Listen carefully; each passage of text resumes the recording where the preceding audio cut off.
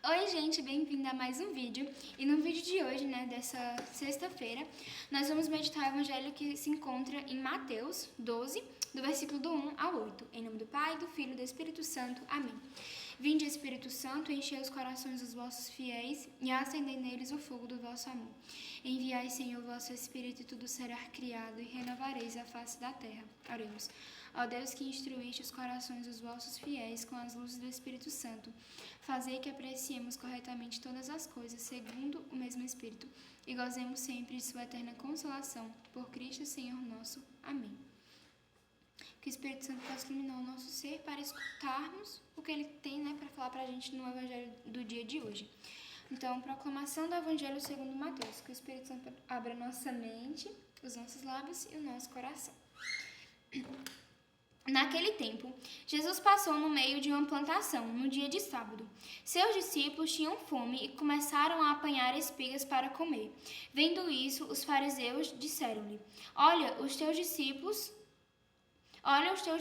estão fazendo o que não é permitido fazer em dia de sábado. Jesus respondeu-lhes: Nunca lestes o que fez Davi quando ele e os seus companheiros sentiram fome? Como entrou na casa de Deus e todos comeram os pães da oferenda, que nem a ele e nem aos seus companheiros era permitido comer, mas unicamente ao sacerdote? Ou nunca lestes na lei que em dia de sábado, no templo, os sacerdotes violam o sábado, sem contrair culpa alguma? Ora, eu vos digo, aqui está quem é maior do que o templo.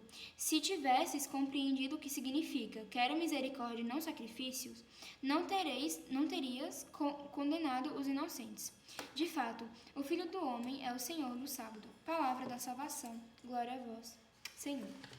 Bom, gente, o Evangelho de hoje, fala muito, traz muito essa misericórdia de Cristo para nós, Mostra muito essa misericórdia de Deus para nós. Aqui no começo já demonstra que era um dia de sábado, um dia que provavelmente eles faziam um jejum um dia todo, sem comer nada.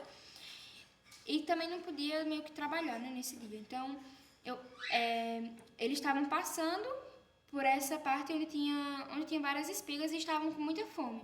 E eles começaram a apanhar nessas espigas, começaram a pegar justamente para comer. E os fariseus, que sabiam que aquilo não era permitido fazer, começaram a julgar, começaram a denunciar e falaram, olha o que os teus discípulos estão fazendo, isso não é certo, não é permitido no dia de hoje. E Jesus vai e traz.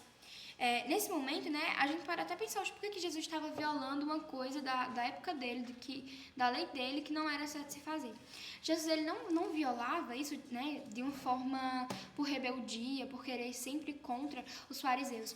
Mas Deus estava usando esse meio, Jesus estava usando este meio justamente para tentar trazer os fariseus à conversão.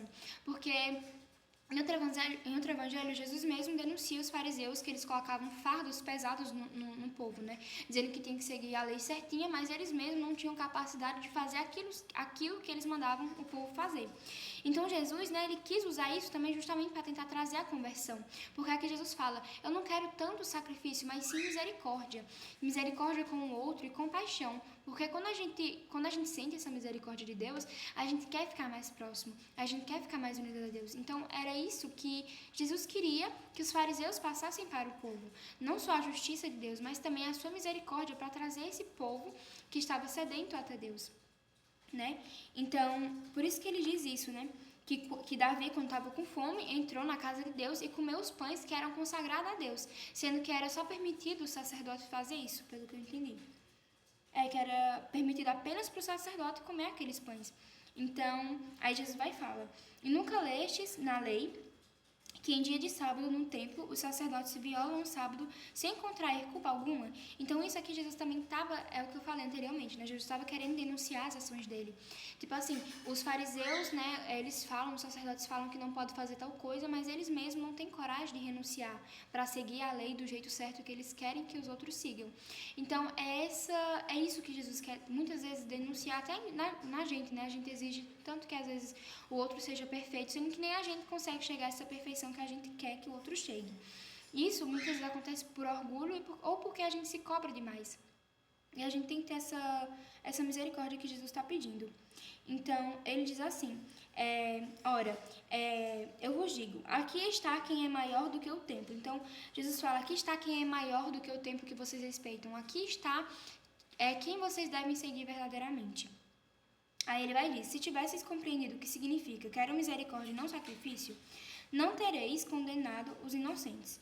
Então Jesus diz que se eles tivessem realmente compreendido o que a frase de Jesus queria dizer, né, o que essa frase que Jesus falou queria realmente dizer, eles não teriam condenado, eles não teriam julgado, né? Porque Jesus ele fala aqui claramente, eu quero misericórdia e não sacrifício.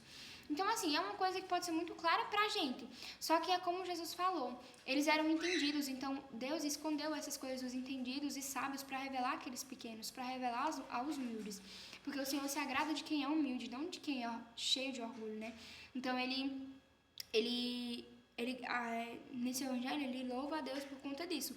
Então, é uma coisa que pode ser muito clara pra gente, pra eles naquela época, não era claro justamente por conta do orgulho que eles tinham no coração. Então, a gente sempre tem que ter essa certeza de que nós não somos capazes, de que a gente não consegue chegar à perfeição que muitas vezes a gente quer chegar.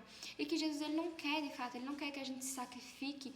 Tipo assim, ele quer sim os nossos sacrifícios, mas ele não quer num sentido que não seja humano, uma coisa que não é humana, que a gente não vai conseguir fazer, porque a gente tem a nossa humanidade, que nos impede muitas vezes de chegar à perfeição. Então, ele não quer que a gente tente ultrapassar isso porque é impossível, entende?